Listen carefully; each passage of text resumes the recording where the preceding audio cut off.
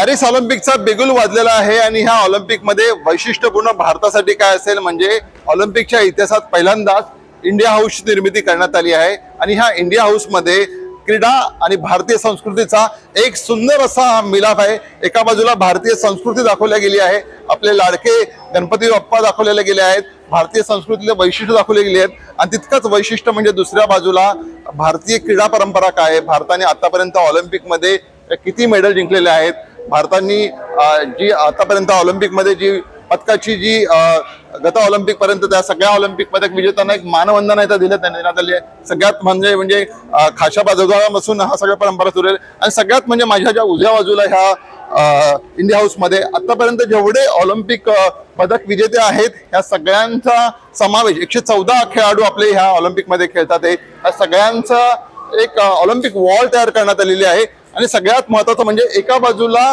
क्रीडा आणि दुसऱ्या बाजूला भारतीय संस्कृती, भारतीय संस्कृतीचे वैशिष्ट्य काय आहेत, भारतीय संस्कृतीचे दर्शवणारे पोर्ट्रेट असू दे किंवा भारतीय संस्कृतीला गौरव उंचवणारे काही गोष्टी असते, सगळ्यांचा असं मानवंदना इकडे देण्यात आलेली आहे।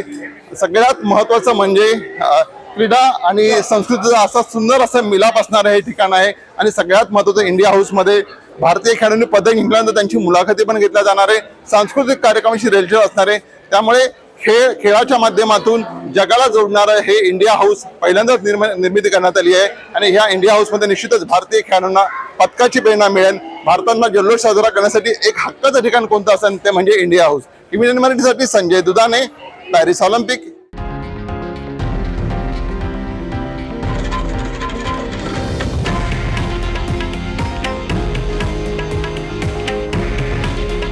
हे आहे देशातील नंबर 1 न्यूज नेटवर्क आणि आपण पाहत आहात TV9 मराठी। काळजी तुमची, हित महाराष्ट्राचं।